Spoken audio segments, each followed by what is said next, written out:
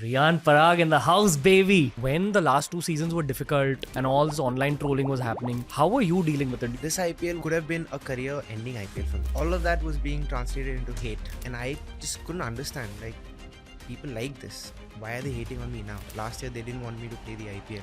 Now they're saying I should play for the country. What else that the fans don't see other than just Riyan Parag being third on Orange Cap? I would like people to see what goes on behind the scenes. If you see after a game, the amount of noises that come from the physio room, it's tough.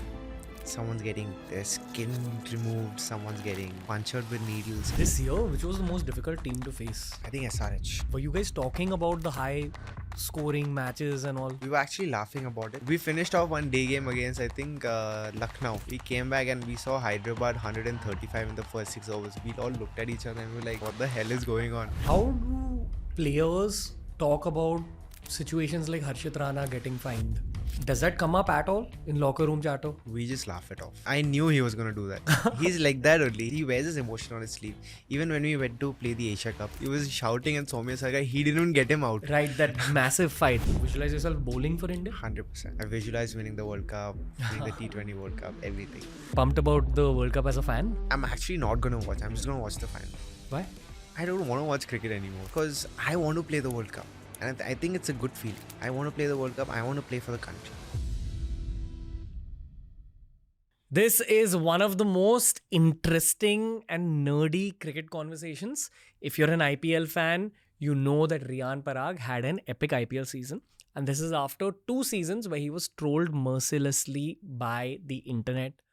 Throughout the course of this episode, my intention was to dissect the mind of a professional cricketer who's yet to play for India. I genuinely believe that it's just a matter of time until Riyan Parag plays for India. But in this new age of cricket, with all these new age problems like teams scoring more than 250 runs in a T20 match, or the party culture, the distractions involved in a young cricketing career, we spoke about all these topics. It's an English conversation, so it's relevant for international audiences as well. This is one of the nerdiest but yet most fun cricket conversations that we've had on the Ranveer Show. It's the epic one with Riyan Parag on TRS.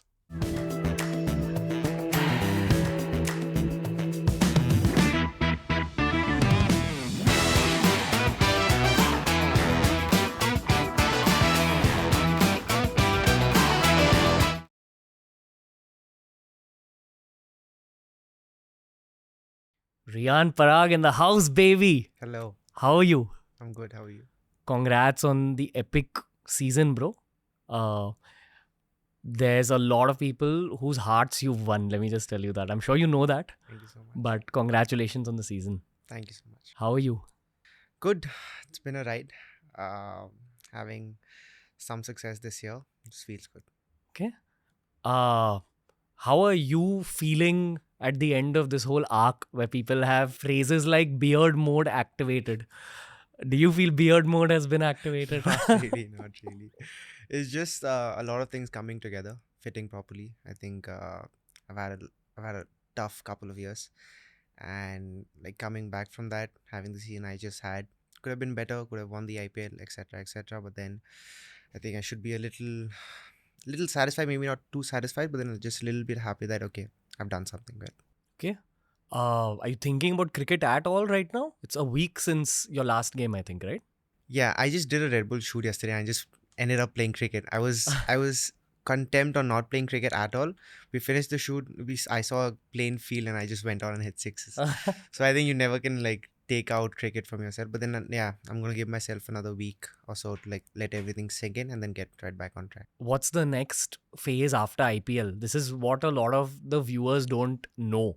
Like, we just see you guys during the IPL and when maybe there's some domestic tournament. But what is it like for you guys? So normally if you're not in the Indian team, it's a lot of domestic cricket. Some of the guys get called to the NCA. If you're not in the NCA, it's all up to you. It's off season till like August. But then if you're in the scheme of things, NCA and Indian team, I think there are a lot of India A tours and a lot of small tours, where I think Zimbabwe is happening next July after the World Cup. They're going to Sri Lanka, they're going to Australia. So a lot of those things. But then if you're not in those scheme of things, which I wasn't for the last 2 3 years, you just go back and just figure it out yourself. Practice, train, this, that, and then wait till August and then start again. And now you've barged your way through. Third on the orange cap Yeah. list. This is not a joke what you've done. Yeah, it was, but then I didn't feel like it was a shock. I always knew, okay, I had the capabilities. It was just a matter of time to like go out and do it there. This year, like I said, everything just fit perfectly. I got my favorite spot. I had a great season coming up. I had the support from my team. Everything just clicked. You like batting at number 4? I love batting at number 4. Yeah. It's because I've been doing it for a lot of years now for my domestic side, Assam, right? I batted 4 in all formats of the game, and now getting a chance to bat in the IPL at number 4, first of all, is a big responsibility. Because even before the first game, I saw it after the first game. Sanju Bhai actually said it on in the toss. Okay, Riyan's going to be number 4, so that adds a lot of pressure. Like people see it as okay, now he's gotten his favorite spot, but then you've got to understand that okay, if you're putting someone on the spotlight, there are like lakhs and crores of people watching. It adds a lot of pressure. So handling that, navigating through that, I think I did pretty well. Okay. I gotta ask you this directly at the start of the podcast. The last 2 seasons when you were batting lower down the order, see, again, as viewers, we understand cricket from the commentators. So the commentators say that batting at number 6, like batting as the finisher, is probably the most difficult thing in T20 cricket. I genuinely believe you're too young a guy to be given that responsibility. But when the last 2 seasons were difficult and all this online trolling was happening, how were you dealing with it? Do you switch off from the internet? Because that's what all the reels now are about. That, dude, what did you guys do for like 2 years? Why did you all trouble this guy? Give a young cricketer some time. So when you came through this season, I think a lot of these troll pages were feeling kind of bad almost. Yeah. I think the whole cricket fan circle in India was feeling bad. And at the same time, they were feeling really good. Yeah. Like to see the future of Indian cricket perform at number 4 this way. Yeah. But over the last 2 years, how were you feeling? It was tough. I feel now they're using a word that's maturity, and they say maturity comes with age. I do not agree with that. I say maturity comes with pain, and the pain for me was not performing. I could care less about people saying things about me, trolling and etc. Having said that, it does affect you. The first 2 3 years of my life, of my IPL career, the first year was very nice, right? I was 17, I came to the scene, got a 50, etc., youngest and all of that. Teenager smacking Yeah, sixes. and I was like, dude, these guys are telling such nice things about me. They've like put me on the top of the world, and I took all of that. So I took it to heart. I was liking it. And then once the next season failed, the season after, then I was like, okay, the things I used to do when I came, I used to do the bihu, I used to carry my gamusa. All of that was being translated into hate. And I just couldn't understand, like, people like this. Why are they hating on me now? And then I had to figure, like, what actually mattered. I knew I was capable. I knew I had to work hard. And then once you figure that out, everything else just comes on like white noise. And it just took me a little time to understand that. Took me a nice 2 3 years to understand that and then shut it off. But then you can't really shut off social media. You'll end up watching it somewhere. You want to search something on Google, you'll be on the first page, like a first feed, right? So it's what you want to see and what you don't want to see. It's just a hard thing to do, yeah. Do you switch off from social media? I do. This IPL I did. Even now I am off social media. And I think it's, you get validation from that, right? And as a young kid, you like that validation. I don't care what anyone else says. If you see something on social media, if you see someone speaking good about you, you like that. There's no point of not liking it. But then what happens is once you repetitively like keep listening to it, it becomes a habit. Like you want more of it, you want more of it. So from shutting that down is really hard. This year especially, because 3 years of continuous trolling, and then this year everyone's speaking about me. Wherever I go, people are chanting my names, this, that, commentators, etc., etc. So this year was very hard, but I knew this was make or break. If I didn't switch off now, I would like get habituated to this, and then I'd want more next year and want more next month. It was tough, but yeah, managed pretty well. What's your big lesson out of this 3-year phase? Not just this year, but even the suffering in 2 years? Overall, what's been your lesson? You should have 4 to 5 people who you trust blindly, who are close to you, and their opinion should matter about you, regardless of anything. If they want you to change, you think about it. Okay, I might need to change. Those five people, that small circle, whatever's coming from that, you take it to heart. Everything else just doesn't matter, because the same person who's gonna bring you down when you're not performing is the same person who's gonna change your mind and just make you play for India. Last year they didn't want me to play the IPL. Now they're saying I should play for the country. Like, you see how fast it changes, right? So I feel that those opinions, who they come from and who what matters to you, is very important. I have a friend called Gaurav Kapoor. He hosts Breakfast with Yeah, of Champions. course. Yeah. When I didn't know the cricket world closely the way I do now because of the show, I'd asked him about the cricket world. Hmm. And I asked him that what's the best and worst thing about cricket, Hmm. the whole ecosystem.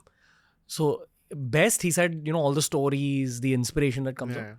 But when I asked him about the worst thing, he said that people don't understand how ruthless it is for the guys involved. True. And that's one thing I've seen with all of the cricketers on the show as well. You guys go through a lot from a mental health perspective, from an emotional perspective. And honestly, I don't think that me at 22, I wouldn't be able to handle what you guys go through at 18. You made your debut in the IPL at 17. 17. Yeah. It's crazy. It's crazy. So I also don't think that you guys have been that active on podcasting on the internet until now. So only now people are understanding your psychology. Yeah, true. But you guys have some very, sorry I'm using the word, but a little twisted reality. It's not a normal reality Yeah, of a 22-year-old. 100%, yeah. Do you ever think of this when you meet your college bros or school bros in terms of their life? Probably their careers are just starting out. Yeah. And here you're third on the orange cap list. So this is one thing with me. I rarely have a school friend or a college friend, because what happens in Assam is, it's a very narrow mindset. It's sad, but it's true. People look at their achievements and their goals at a certain level. They don't want to dream too big because they're afraid to fail, and there's no pathway.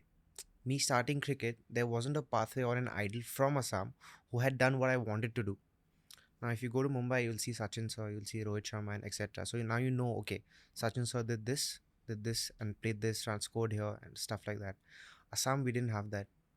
So I knew if I wanted to set an example, if I wanted to do something different, if I wanted to play for the country, I'm gonna have to sacrifice a lot of things. Friends is the most easiest thing to sacrifice, but the hardest thing, because you're what, 12, 13 years old. You want friends, right? You want to go to a birthday party, etc. You want to go have a slice of pizza or anything. But then sacrificing that, I think, has helped me now. I don't really have that many friends. I have a 5-6 friend group circle, and that's it. So it's a lot of sacrifice, but then once you figure that out, there's a bigger goal at the end of the picture, and then it just works out. I want to keep this very organic, okay? Yeah. So I'm going to get something off my chest. Yeah. I was saving this for the end of the podcast, but let's just get it done with right now. Sure. I genuinely believe that you're a future India player, and I think you're going to do something crazy for the country when you get the chance to. Because I've been watching cricket all my life. Sometimes you just know about a certain khiladi when you see that person play, the attitude on the pitch. I felt this about you even at 17, but at 17 it was like, okay, let's see what happens going forward. The fact that you've mentally come out of this phase and now you've become what you were this season, beard mode activated. Beard mode 2.0. They're saying 2.0, right?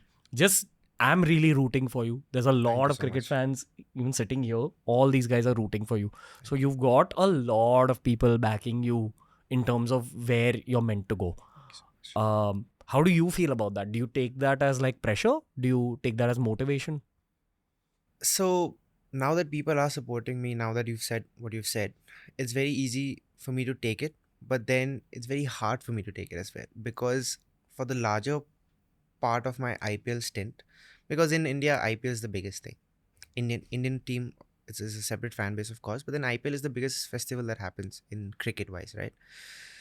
So me having to face all of these in the last 3 years is, now anyone says anything about me, I just can't take it only. Detached. I just can't, because I've heard so much and I've taken so many things to heart. I just can't relate to something. Now they say, one of my friends said day before yesterday when I was in Guwahati, like, this commentator said this about you. I'm like, last year that guy was shitting on me. Like, how do I take this? I just can't, because I'm not a person like that. If I see something, I want to know what's going on and then have an opinion, or not have an opinion at all. People out here are having opinion for funs, and it's like they don't care how it's going to make me feel, and they just say it out loud, and it's on national television, and that has like given me this mindset ki, okay, I just can't now. Even if you say something good about me, I just can't really take it. Thanks, you're a well-wisher, thank you, but then It doesn't sink in. yeah, just can't. Okay. I guess that's a healthy mindset to That's have. actually a healthy mindset. Yeah, Because if you're not taking in all the positives, when the negatives happen, which it might, it's course. sport. It's certain to happen. You're gonna fail 75% of the time in cricket. It's a fact. It's almost like self-defense Yeah. in a way. 100%. Okay. Your seniors in the Rajasthan Royals team, I think you were blessed with very, very intelligent and experienced seniors. You had Yuzi Chahal, R. Ashwin, Sanju Samson, Joss Butler, Ben Stokes, over your whole tenure. What have you learned from all these guys about cricket? Is it, I'm guessing this detachment thing that you're just speaking about is one of the lessons? Yeah. What else? I think the biggest lesson was from Stokesy. This was 2020 IPL. I was 18 years old. Stokesy got hammered one game. Like, he was getting hit for sixes, he got out, etc., etc. And he basically lost us that game. Like, it's a team effort, but then that over lost us that game, whatever. So he was sitting in his bus. People are booing him, people are abusing him, etc., etc. I used to go through a lot of social media back then. So I opened social media and everyone was just hurling abuses at him. So I went to him, I sat next to him in the team bus. I'm like, how are you feeling? How are you dealing with this? He opened his WhatsApp. He showed me texts from his wife, from his mother, from his dad, and from one of his close friends. He said, 4 texts after the game, and that's all I want. And that's all I care about. He said, these 4 people are the ones who can have opinions about me. Actually, they won't have opinions about me. And regardless of how I play, they're going to tell me they love me. And I was like, okay, that's nice. Because once you have that assurity of those people being there for you regardless of anything, you just go out there and express yourself. You don't have expectations of what other people are going to say, what the commentators are going to say, what ex-pundits are going to say, right? Because I know after the game, regardless if I score a 0, regardless if I score 100, I have those people. And I think that was the biggest lesson for me. Okay. When you just started doing well at the start of this season, I think it was in your 3rd or 4th game, Surya Kumar Yadav put up a story about you. Yeah. He said he met you, I think, at the NCA only. NCA, yes. Right? In Bangalore. And he said that here we see a changed Riyan Parag. I want to ask you about the change. And another way of asking that question is from a gaming perspective. Yeah. Have you ever played EA Sports cricket? I have. Okay. Name of the game. EA Sports. It's in the game. It's in the game. Or even FIFA for that matter. If you play any sports game and you play a career mode in that game, the player's overall increases. Yeah. Right? Thank you for understanding what I'm saying. Because this is a fantasy of all the I get it. But a player's overall increases. Yeah. Your overall shot up a lot this season. What actually happened to make it shoot up? All of us understand the FIFA or Cricket 07 perspective. But actually what happens in a professional athlete's life to increase the overall? What initiated Surya Kumar Yadav's story? I actually don't know. I honestly don't know. But a lot of people have said, Ki, you've changed, you've this, you've that, you've changed your batting, etc. But personally, I've not changed anything. I was this person before and I am the same person now. I maybe have worked on how hard I was practicing and how the quality of the practice was, and I increased maybe that. But then, I don't know. I didn't change anything. I just, maybe the small minute things, I did the basic things right. I focused on how hard I needed to practice. I focused on how I needed to practice certain scenarios. That helped me. I went to Nagpur before the IPL, practiced on a lot of things with Zubin Bharucha. And I think those things might have helped. But then other than that, I don't know, I just got better at shutting people off. Like not letting the outside noise bother me at all. So I think that might have changed. And like I said, number 4. So that was a big step up in whatever happened this season. So a combination of a little destiny in number 4. Yeah, 100%. Plus detachment. You learned to mentally detach yourself. For sure. and you probably just maybe increased your practice duration Yeah. and quality. Quality of practice, basically. Can you expand on that? Because see, the thing is, if I was a cricketer, I would understand what you're saying. Yeah. I'm not a professional athlete, and neither are the viewers. What does that mean in a cricketer's life? So there are certain situations in a T20 game, right? Either you open the innings, or like I say, I'm playing number 4, and one of the games against Sunrisers, we lost 2 wickets in the first over. So now, if I haven't practiced that scenario, if I'm at practice, I'm in Nagpur, it's a 22-yard pitch. If I've not shortened it down to 18 yards, and I have people throwing at me at 150 Ks, if I'm not used to that, doing that, I'm gonna feel that's a whole different situation altogether. But what I did in Nagpur was I got wangers. It's called wangers, people who throw the ball Right. with that stick. So they were throwing at 150 Ks, and I was practicing from 18 yards. So that 4 yards is a big difference, right? So once I'm used to that pace, I go to the game, I don't have to worry about pace. That's one box tick mark. I have to worry about the pace, and then I figure out what shots I needed to play, when I needed to play them, what are my shots. As a cricketer, I believe as a batsman, there are always 3 to 4 shots that I'm going to play regardless of the situation. Now, if I go at 30 for 4 or 2 for 2, if I see that ball, I'm going to hit that ball. So it's having that clarity and practicing those shots. If I practice those shots enough, I don't have to worry about those shots. Because at the end of the day, once you go into the game, you don't want to worry about shots. You don't want to have to second out yourself, okay, I'm going to play a reverse, but I've not practiced that well enough. So I'm like doubtful. So one option's gone. I want to go over covers, but then I've not practiced that enough. So another option's gone. So then you try and force things. So basic thing I did was practice all the shots, practice it as much as I could, and then once I'm going to the game, I'm ready now. It's like an exam. You study the whole book, you study the whole syllabus. You don't know what's going to come in the exam, but you're prepared, right? If you're not prepared and that question comes, now you're lost. You try and make up something, and once you may try and make up something in cricket, it does not go well. So I think it was a lot of perfect practice that helped me in the game. We had Akash Chopra on the show once, and I'd asked him about Virat Kohli. I asked him in terms of what gave him early success in life. So he said that he learned his game early. I think he was saying something similar to what you're Yeah. saying. So every batsman has a set of shots that they're naturally good at. True.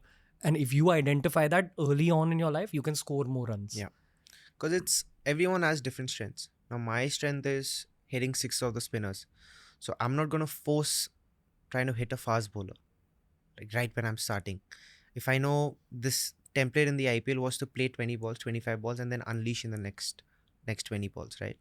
So I've got to believe in myself that okay, 20 balls I'll get 20 runs, but then the next 20 balls I'm gonna get 50 runs. So doing that is very tough because what happens in IPL is 3 dot balls, two dot balls is a big thing in IPL. You get 2 dot balls, crowd goes and all of that. Now you're under pressure. There's Jadeja bowling at rapid. He's not even giving you a second to breathe. And MS behind the stumps. Ruturaj is fielding. What do you do? So now you like take a step back. You're like, okay, that's my process. I need to do that. If you try and break the shackles too early and force yourself to break the shackles, it doesn't go well. So you got to have a lot of self-belief and trust that gameplay. That took me a lot of time. Because before I'd play 3 balls and I'd be on 3 runs. Now I'm already under pressure because I'm not confident enough to get those 20 runs or 30 runs at the back end of the last 10 balls I face. Now what I did was I was like, no matter what I do in domestic, I'm going to back myself. First 2 games, I think I was 30 or 30 balls. Then the next 10, 15 balls, I got like 40 odd runs. And then at the end, it looks great. It looks 45 balls, 80 runs. That's a great innings, right? But then the first part is very key. Trusting yourself. Okay. Even here, I think just your mentality has got +4 points, +5 points from that Yeah. career mode perspective, right? With the arrow. Just Shanti. Shanti has increased. Peace. Peace has increased. It's I've said this before to my friends as well. Like, I'm peaceful now. I think that has come with a lot of assurance, which was always there, but then there was doubt as well. I say this a lot. I've always doubted myself, but I've never counted myself out. Which means once you don't practice well enough, once you don't check off the boxes that you need to do before a game, before a tournament, you'll always have that little percent of doubt. Now, if you haven't like learned about me doing this podcast, right? If you don't know about me well enough, you'll have that sort of a doubt ki, okay, do I ask this, do I not ask this? It's same for me. If I have not prepared well enough, I'm like not there, I'm just not there. So I think having done all of that gets me into peace in the game. Like, okay, I've done everything, now results don't matter. I'm at peace with myself. I'm going to give my 100%. If it doesn't work out, it doesn't work out, but I'm at peace with myself because I gave myself the best shot to go and perform today. So Okay. yeah. Post any IPL game, when the young players are interacting with the opposite team's legends, like we see a lot of young players surrounding MS Dhoni, Kohli, Rohit Sharma, Bumrah. Uh, what are those interactions like? Do you ask for tips? Do you ask for what you could have done better in that game itself? Like, what are those interactions that you see while the commentators are commentating and the music is playing and all? So it's mostly yeah, it's kind of tips as well, but then it's an admiration first of all, and it's just trying to pick their brain as much as you can, because you just speak for like 10-15 minutes, right? You get try and get as much as you can. But what I do is I don't try and do that. I don't try and ask questions. I just give them a situation. Like Virat Bhaiya, I give him situations. I played one game in Chennai. I was not being able to hit the boundary. I got like 40 of 30 balls or something like that. And I went to him and I asked, I was in this situation. I was trying to do this and this was not working out. What would you do? And then I get that insight on what he would have done. And then I try and implement it. So it's a lot of admiration and trying to like pick their brains on how they've done what they've done. Because being a legend in Indian cricket is very hard. Crores of people play this game, and being so consistent at the top level of cricket, at the highest level of cricket, you've got to do something different, right? So people just go, youngsters just go and try and first is a fanboy moment, of course, meeting them. First year was me, for me as well, when I met Virat. And yeah, it's just trying to learn as much as we can in that short span of time. What's the difference once you go professional and you meet these guys? When you go from being a fanboy to actually playing the same sport they play, doing the same thing they do in the sport, what have you understood about a 22-year-old Virat Kohli now? It's a different different person altogether, because I think even Virat Bhaiya, now at the stage he is in, I think he's in control. It's a very tough thing to do in cricket. It's being in control of your game. That's the, I think, pinnacle of reaching greatness in cricket. If you're, because we're never in control, either the What do you mind. mean? So like I said, those balls, right? It's very hard for your mind to give in, because I think the subconscious can like does controls everything. If you see something, okay, I might want to do that. If I see a gap, okay, I might try and hit that. You hit a six, 40,000 people cheer. It's so hard to tempt yourself and control yourself. Okay, I'm not gonna hit the next ball, because you can hit the next ball, but then the team doesn't require it. That situation doesn't require it. So having all of that, now I learned this. I'm telling you about this. I still do that mistake. I've still done it like 3-4 times this IPL. I've given in. So Virat Bhaiya and all of those legends, they don't do that at all. Brain is hyper disciplined. Exactly. Like he doesn't give in to any temptations. He looks at the scorecard. He knows what he has to do. He'll find his options there and then. Even if he knows he can hit me for a six, he won't hit me for a six, because they don't need it. So that's being in control of your game, not letting anything distract you. Like literally anything. You just spoke about how your strength is smacking spinners. I'm sure you're aware of your weakness as well. Yeah. So now in this coming 1 year, your game plan is to increase the strength or to work on the weakness or a bit of both. Like, how do you approach your own overall improvement? It has to be a bit of both, because if you don't work on your strengths, you try and keep on losing them, because I believe cricket is muscle memory. Like 100% muscle memory. You don't practice for a week, you'll start off as a new batsman. You can't play the way you played. So last game I played against SRH, right? If you ask me to not touch a cricket bat and place a game in 7 days and play in the same situation, I'd be like finding goose. So it's a lot of muscle memory. I've got to keep on doing what I've been doing and add new shots, add more variations. But at the same time, I think I need to be more in control of my game.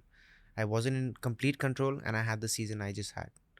It's not going to guarantee anything, but then if I can have more control in myself, I think I can do better results. So yeah, You visualize yourself with winning the 100%. orange cap? 100%. I visualized the craziest of things. We weren't even in the playoffs. Actually, we were in the playoffs. We were 2 games away from the playoffs. I had already imagined like hitting Stark for 6 sixes in the final of the IPL game. We need 36 runs. I'm hitting Stark for 6 sixes. I'm like in my room, padded up, hitting those shots. It's unrealistic because it's not even close and it's never happened. But then I visualize those things and I visualize a lot of things. So when I'm there, it's nothing new for me. It's like, okay, I've been here. And that gives you a sense of satisfaction and clarity because you're winning those games back in the room. It's a completely different ball game. Now, people can say, okay, dreaming and doing it is a different thing, but then you get that edge, you get that mindset. Because when I'm doing shadows in my room, I'm envisioning the crowd, I'm envisioning that bowler, I'm envisioning that fielder who's doing this, that, and I need this many runs of this many balls. And once you start doing it, I think it helps you a lot when you're actually in those situations. This year, which was the most difficult team to face? Difficult was, I think, SRH. Were you guys talking about the high scoring matches and all? In the lead We up were, to the playoffs? we were actually laughing about it. Like laughing as in we were just shocked. Like the Like fans. what is going on? I think so. Whatever matches we play in Jaipur, it's a low wicket, right? Low and slow and turning. So 200 is a lot. We finished off one day game against I think Lucknow. We came back and we saw Hyderabad 135 in the first 6 overs. We all looked at each other and we were like, what is going on? What the hell is going on? We just struggled to make 170 here in 20 overs. These guys are on 135 in 6 overs. So everyone was just shocked. But then everyone was up for that challenge. Whenever we played SRH, I didn't think they got more than 200. I think they got 200 in the first game and 170 in the next game. But we didn't manage to get those runs. So that sucks. But then yeah, it was a nice challenge. What was happening from a cricket perspective there? What do you think Pat Cummins has done to the dressing room for them to be playing like that? I don't think he's done much. It's a lot to do with the impact rule as well. Because now openers have a free hand. You just go on full swing. And like I said on your first question, right? Everything fitting together. The openers just got everything to fit together. It's very rare in cricket that runs come from both the ends. However many matches you watch, you'll always see if Virat's going, Dhoni's staying at the other end, right? It never comes from both the ends. This year it was coming from both the sides. Head was going berserk and then Abhishek was doing his thing. I think that I don't think it's gonna happen next year. That's a bold prediction, but then I feel like at least we figured it out. We figured how to not get hit for those 250, 240 high scores. But then I think everyone just was shocked. And by the time they realized what was happening, they were already on 200 in the 14th or the 15th over. So yeah. You don't think cricket is changing in terms of becoming this attacking in these kind of scores? Like, you also grew up in the Yeah. mid 2000s. We didn't see this happening. No, not Suddenly at all. there's like 250 plus. and all. Suddenly 250 plus. I think it is changing. Grounds are getting smaller. Balls are flying. Bats are getting better. But I still feel it's a bowler's game. I honestly feel, and I'm not saying this because I'm a batsman, I bowl as well, right? So I'm saying this as a neutral guy. It's because you get 6 shots. Like 6 balls, maybe if you bowl a no ball or a wide, you get 7 to 8 balls, and the batsman only gets 1 ball. So the risk factor is so much more there, right? But then everyone just keeps saying because of these scores, it's a batsman's game. But I still think bowlers have an edge. We had Michael Vaughan and Wasim Jaffer on the show, and both of them believe that one of the changes that's going to happen in the world of cricket going forward, especially when it comes to the Indian team, is that we're now probably going to see a lot of batsmen who begin to bowl again. Yeah. Do you think that's true? Is that chatter you've heard? I've heard it from some podcast or something, I don't know, news or something like that. But then that's pointless, no, for me to think about it at all. So even having that conversation doesn't make much sense because I bowl. So I've got to focus on how I need to get those 4 overs, get those 3 overs in the IPL. That's again an impact rule thing as well because once you have an impact player, you get 6 frontline bowlers when you're bowling, 6 frontline batsmen when you're batting. So that part-time option just goes out of the window. Now every batsman, if he wants to bowl in the IPL, has to become so good that he's a main spinner, which is a tough task because a spinner's been spinning the ball his entire career. So for now, I bowl a lot of spin, but then for me to be a frontline spinner, that's going to take a lot of time and effort. Because effectively, biologically speaking, you have to train your muscles and your nervous Yeah, system to be a better spinner. because we're so used to doing this, right? Back and forth, back and forth. Now having that muscle memory of doing that for continuous 15, 20 overs and not leaving that spot, it's very hard. Are you also working on your off spin? I am. I actually got a shoulder thing going on, so I couldn't bowl this IPL. But then I bowled like 2, 3 overs. But domestically, I've been bowling a lot. Hopefully, whatever India tours or domestic tours, whatever I get into, I think I'll bowl a lot. You visualize yourself bowling for India? 100%. 100%. I visualize winning the World Cup, winning the T20 World Cup, everything. We all visualize I'm it too. very big on that. I'm very big on that. Yeah. Pumped about the World Cup as a fan? I'm actually not going to watch. I'm just going to watch the final. Why? I don't want to watch cricket anymore because I want to play the World Cup. And I think it's a good feeling. I want to play the World Cup. I want to play for the country. Right? And once I see these people, it gets me motivated. But then it's like, nah, I could be doing something else. Once I see a cricket game happening and see an Indian cricket game happening, I just run to the nets. I just can't. I think it always makes me feel like, okay, I'm not doing something right. I'm lacking somewhere. I just go out there net and just smash balls. So I'm gonna take a chill pill. I'm gonna watch the final and chill. Okay. It's like for the viewers and the fans, it's the World Cup. But for professional cricketers, when you put a World Cup game on, maybe there's a fan in you that's watching the game, but it's mostly a professional in you looking at office going on. Right? I think some people might even get a little upset that you said this, but this is the actual perspective of a professional cricketer. Exactly. So you have the right to feel this way. Yeah. Right? But do you have anything to say about the World Cup team?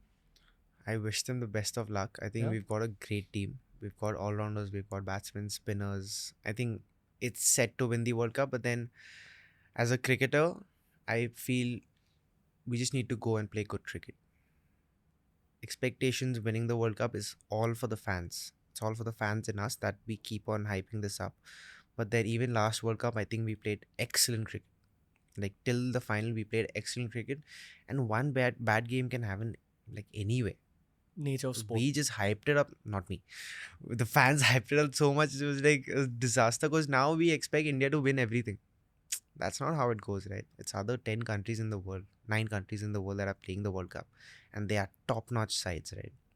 To dominate a tournament like this, it's not possible. And I feel what the players can do, what the cricketer, as a cricketer, what we can do is play good cricket. Did you watch the whole ODI World Cup? Some sort of, I just watched Virat batting. That's it. Why?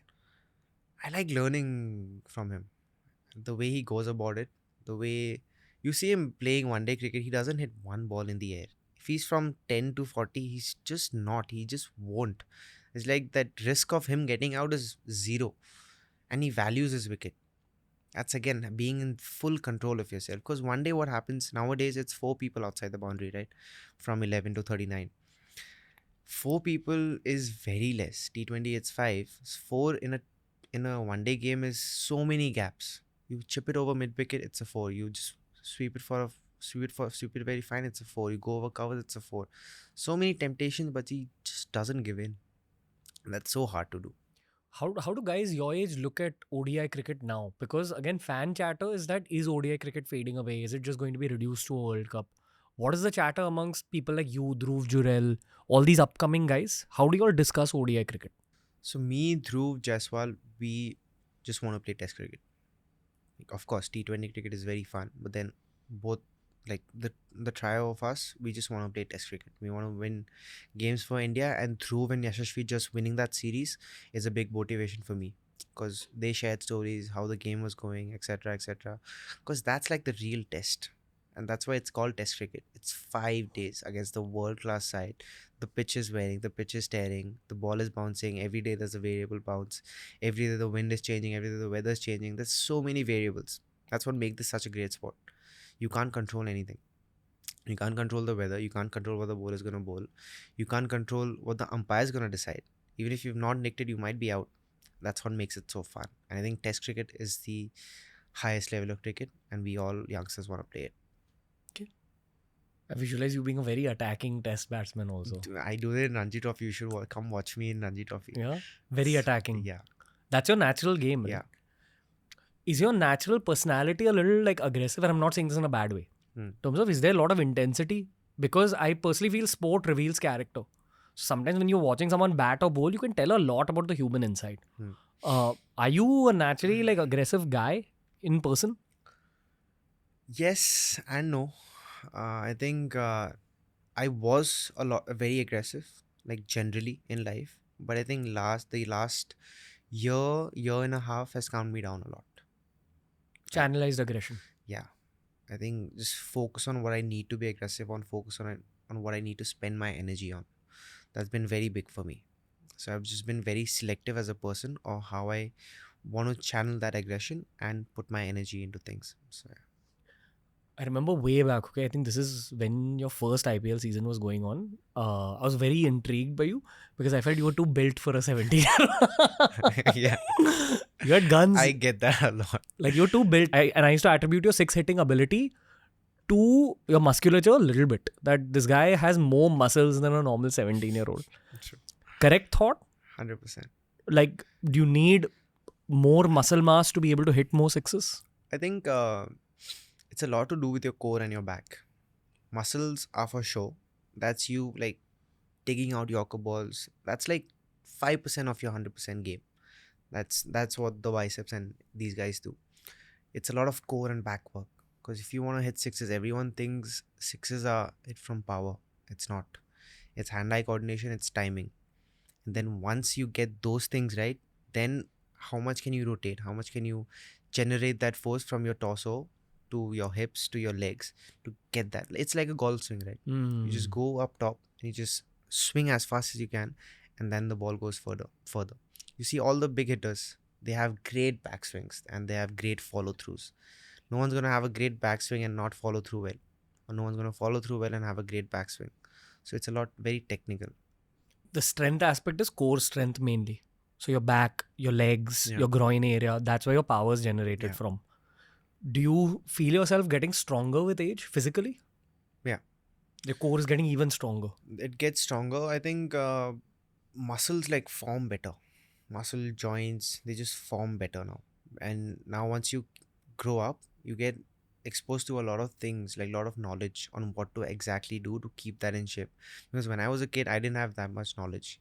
I just do whatever I wanted to do. Now you have a set routine, so you keep that power. You know how to recover well, so you're not tired after every game.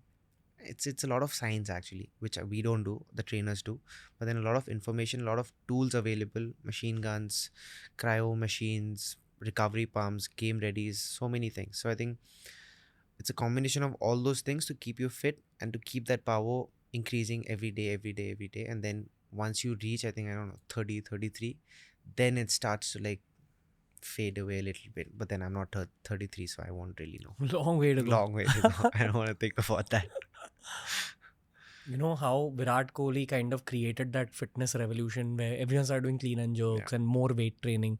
And I think you guys, like your generation of cricketers, is living through that throughout their career now. Yeah. Like fitness is a norm probably for you guys. Everyone does a little bit of weight training at least.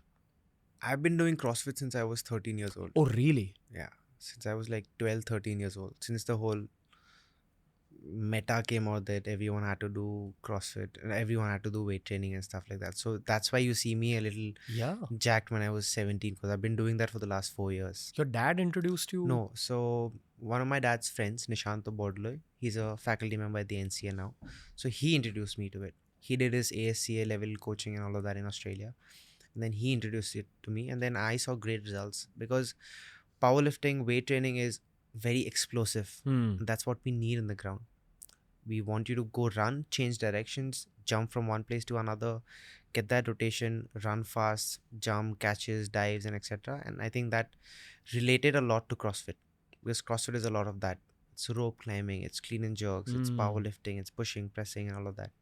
So I think I got introduced to it very early and I was lucky. So I got Damn, that dude. base sorted very early, and now I can just build on it.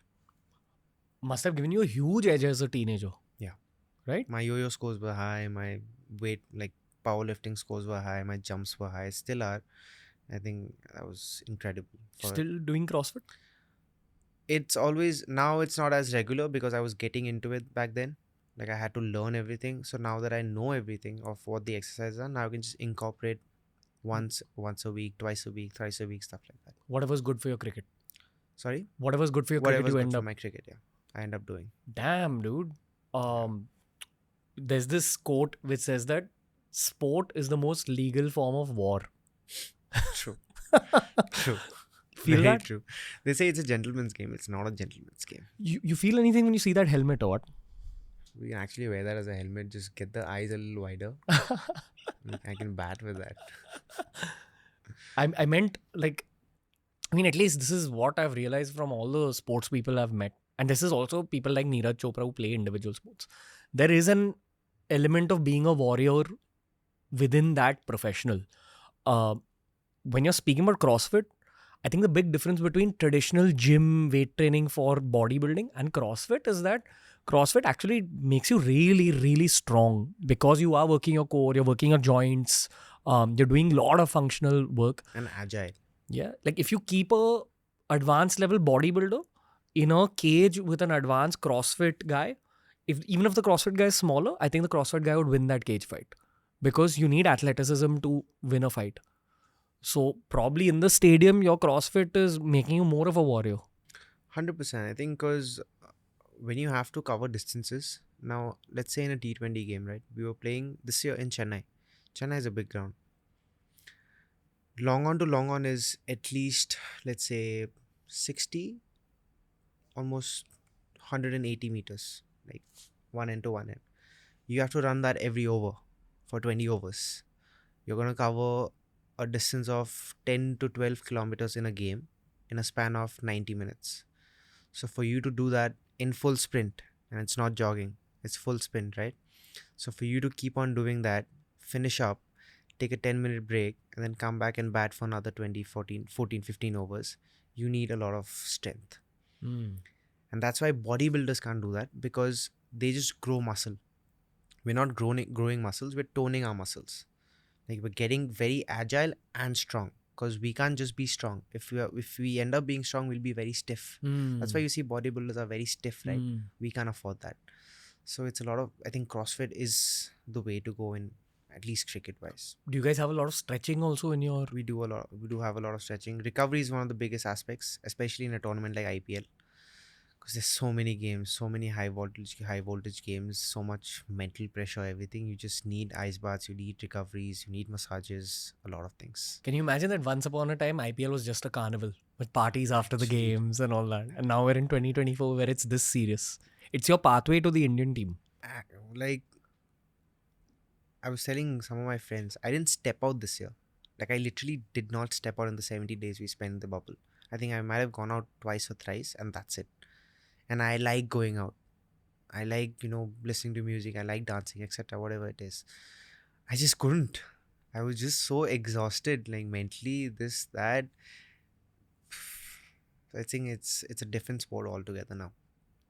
How are you dealing with like the attention you're getting from the perspective of, I'm not going to name cricketers, but there's a lot of stories from the past of cricket where a great talent has not lived up because of possibly distractions or external influences. I'm sure that's chatter that young cricketers get from older cricketers in terms of be focused on the game, focused on improving your performances, etc.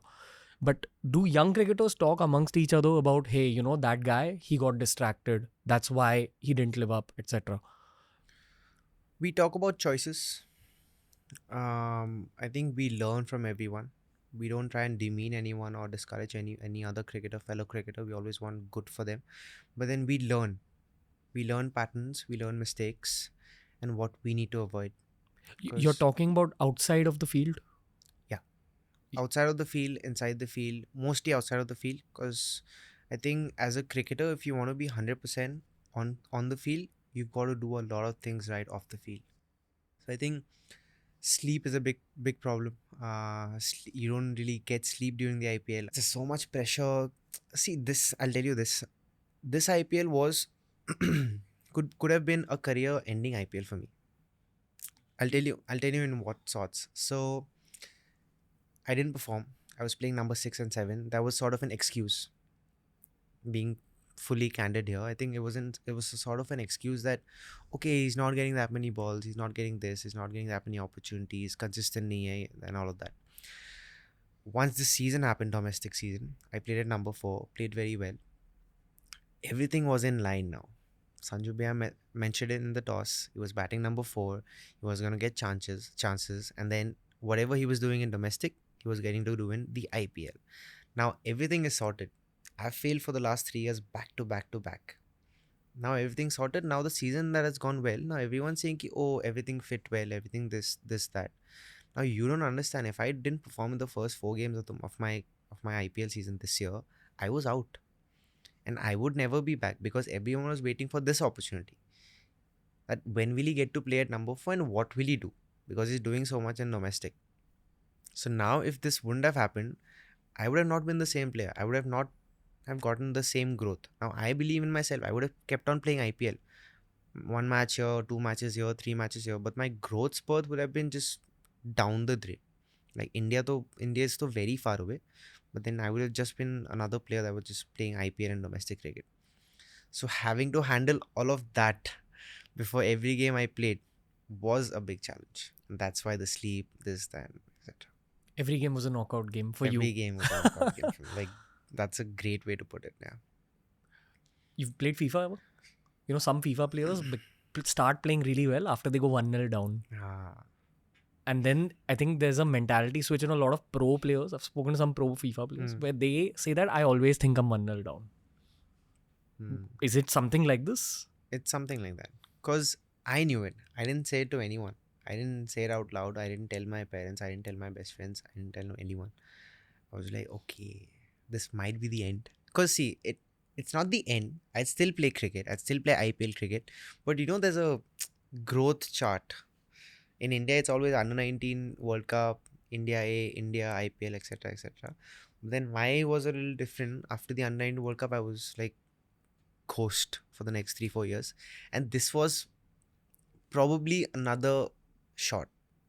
I might have gotten another shot in the next 4-5 years, but then that's me being 26, 27. Now I'm 22. So this was like my best shot at getting that growth that I wanted. So that was a lot of pressure. Also, kudos to Rajasthan Royals. 100%.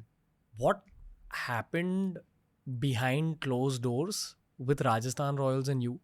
Because there's a lot of positive cricket memes about how no one credits this franchise and how they took care of you and backed you. What's been their role in this whole journey for you? I think it's been a massive role. Them helping me practice off season, off camera. Only when the IPL is going on, that's not when I practice with them. It's when the domestic season is going on. We've got a academy in Nagpur.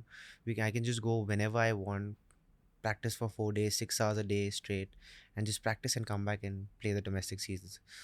And them having that support, showing that faith that okay, this guy can do it.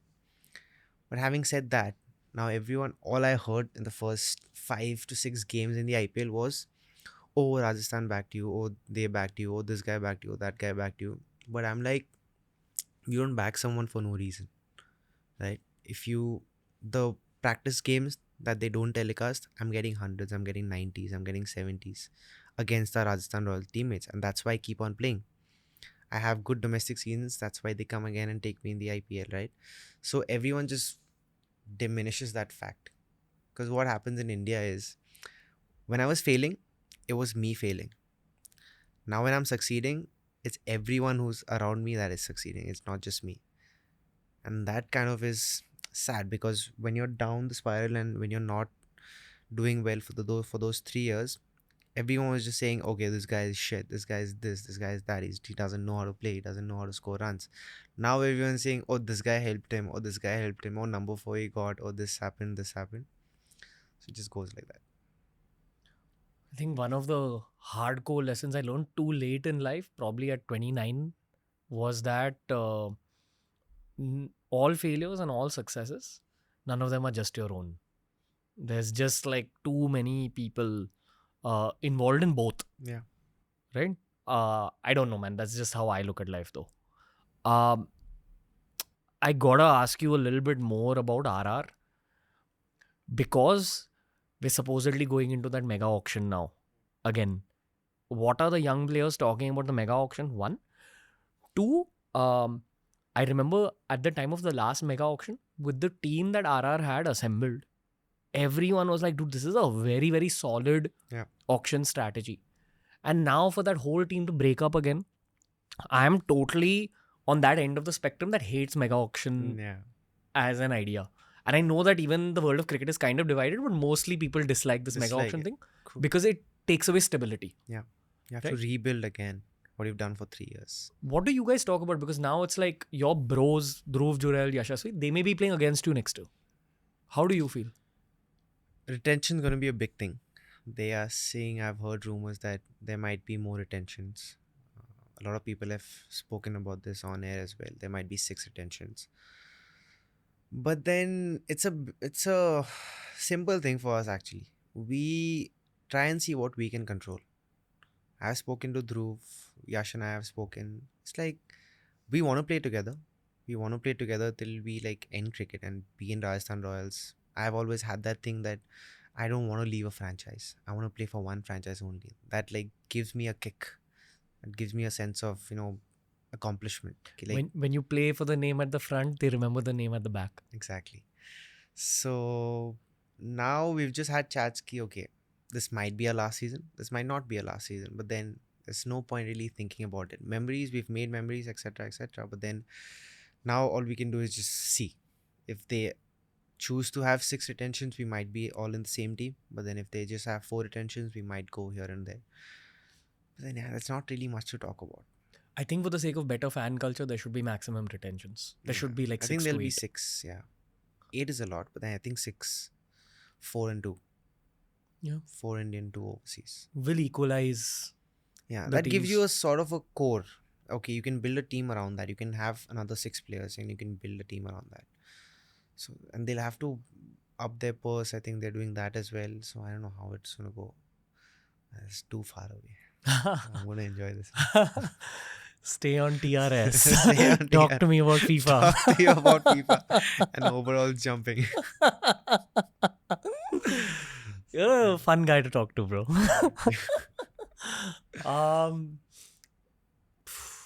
One last RR question though. Yeah.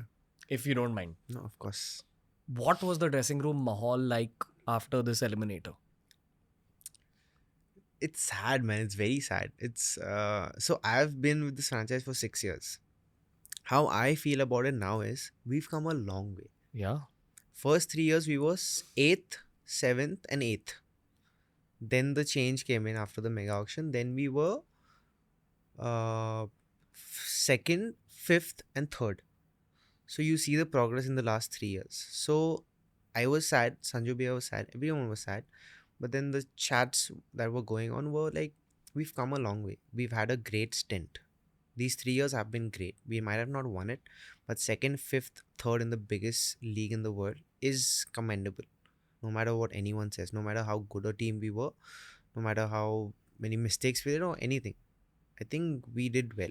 And that was the vibe kind of. Like we were sad, but then we also acknowledged the fact that okay, Progress. yeah, there was progress and we can build on this. We weren't like again back to square one where we were finishing 7th and 8th. We're like we've got something to build from this.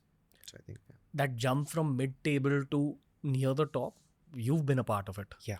Your own personal growth Yeah. has also catapulted RR Yeah. there. What else that the fans don't see other than just Riyan Parag being 3rd on Orange Cap? You never see the actual pain that goes in. It's not like it's a struggle or a pain that I'm very not okay with. I've accepted that I'm going to get pain, but then it's as simple as getting hit on the ribcage. Now, before the IPL, Nandre was bowling, Nandre Burger. I hit him for a 6 in the practice game. My guy has clocked 155 Ks straight onto my toe. Right. So all of those things had a labral tear and I had to play the whole tournament. I had a hairline fracture the whole tournament. So having to navigate those things, like because see, and I don't expect people to understand, right? Not at all. If you're coming to watch cricket, spending your hard earned money, you want to see guys perform, not cry in the corner having said, okay, I have an injury or anything. And I understand that fact. So whenever we go out on the field, I don't want other people to know that we're injured with this. Our job is to put the best show out there and for people to enjoy and for us to enjoy the game. But what I would like people to see was what goes on behind the scenes. If you see after a game, the amount of noises that come from the physio room, it's tough. Someone's getting their skin removed, someone's getting punctured with needles, someone's getting cupping done, someone's getting released, someone's broken something. I would have to ice this finger because I had a hairline fracture and I would just scream with a towel in my mouth. So yeah, those things, if we can like somehow document one day, I think that'd be insane because people have no clue what goes around. And there's a lot that goes around. So yeah, You watch any of these sports documentaries? I do. Last Dance, Yeah, I do. All or Nothing, all. I would assume that pisses off athletes to be documented. Um, if it's like a team documentary, I think it's still fine. If you can just be very selective of what you want to show. Now I'm saying I don't want people to see like we're getting full scratches here and then everyone's taking out the skin. I don't want to see that. But then just giving that idea, ki, okay, this happens as well. And that has to happen with real life athletes and real life players. Other people can't act and get that same emotion. We can be very close. Like Moneyball is one of my favorite movies. That is very close, but then that's not the real deal. So I think one of those documentaries like would go really wild. Which one's your favorite of the ones you watched? Um, it's not a documentary. It's Stokesy's life. Stokesy just got a documentary. I think Prime, I think. Rise from the Ashes. Hmm. Something Rise from the Ashes, something like that. I was just watching it again for the second time, and I think that is just remarkable. Him getting out from where he was. Did you watch The Test? I did. Do you like it? I like it. What's in it for you as an athlete? Because there's a lot in it for us as fans. We tell a lot of our business heads and all to watch sports documentaries to create that culture in office. Yeah. But what's in it for a professional athlete? For us is so now I've not played international cricket, right?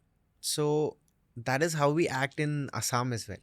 That's what goes around. So I watch it very curiously. Like, what do international players do? Like, are they doing something different or is it the same vibe? Is it very chilled out? It's as simple as how the kits are being laid. If you saw Australia's kit room, everything's everywhere. And that's the same as how it goes in domestic. So I watch it from a very curious perspective. And the things that normal people would get like very astonished is the vibe of the Ashes and stuff like that. But all of those things we've experienced. So we don't get a kick from that. I get a kick from what happens outside the field. Like, how are they handling themselves? What are they have you seen the Lord's crowd booing the Aussies? It's incredible. So all of that, I like watching all of that. Fun fact, I had last year I had a whole row of people in Rajasthan, Jaipur, just there to abuse at me. A whole row of people throwing flags. I wasn't even playing the game. I went there to give water to someone. I think water and energy drink. I went on. They just started, and I was like, damn. How does that feel? Seeing a human crowd abuse you, throw negativity It's at hard. I had to act it out there and then. I played it cool. I think I had Kunal with me or someone during the 12th and 13th substitute. We just gave water to someone. I just looked and I just acted cool, played it out. But then once you go back, I was like, damn. And it's because you don't want to hurt someone. You don't want to make someone upset. I'm playing something which I've been doing for the last 10 years, right? I do something I love. I don't want other people to like abuse me for it. No, I'm not performing like by heart, right? I want to perform. I want to perform. I want to win games, but then it's just not happening. And that's a big learning. Like, you can't expect people to understand how you're feeling. They're gonna feel how they want to feel. Did you go for therapy or sports psychologist consultations or anything? Not really. I'm a big believer of figuring things out myself, and I did. So that belief is even stronger now. How does it feel when you win your team a game and your mom is in the crowd? It's just so wholesome. It just feels amazing. She was here in Mumbai when I won the orange cap. She gave me the orange cap. She made me wear it, and yeah, that's just cause see, mom and dad have seen the true struggle. Me not coming out of my room for days, eating the same bland food every time, and it's not like a diet thing. I used to be in such a mood and such a space. I would just eat the same thing, the same amount of food thrice a day for like 10 days, 12 days, 14 days, like not having anything. Because I'm a big foodie and I want to do things, and mom knows that. Dad knows I wanted to go out and practice and I'll go out and explore different things, but I just couldn't do it because I was in such a space and I was so like disturbed. So having to come out from that, and now mom seeing me like this, like, what better can I ask for? I've Yeah. seen this very old video of you. I've been following your journey quite closely for I a know long you time. texted me very like Way back. way back. Maybe when you were 17 only. Yeah, in that 2019. season. Yeah. I don't know, bro. Like, just I think my job is related to human beings because I meet people every day. So sometimes I just know, and I'm not saying this because you've had a successful season. I fairly follow domestic, so I was expecting you to have a good season, honestly, on some level. But my point is, I've seen this very old video of your mom saying how much you like chicken or something. Yeah. Like chicken is her favorite. Yeah. What food do you eat now? Like, do you eat like the urban legend that is Virat Kohli's diet? Do cricketers eat like that? Like just salad, just boiled, No. steamed? Nahi. What do you eat? ऐसा नहीं. So I have a strict thing of eating 2000 calories a day. 2000 calories. Now, it's very basic math. So if you see 2000 calories, that's 4 samosas. Oh, fuck. Right?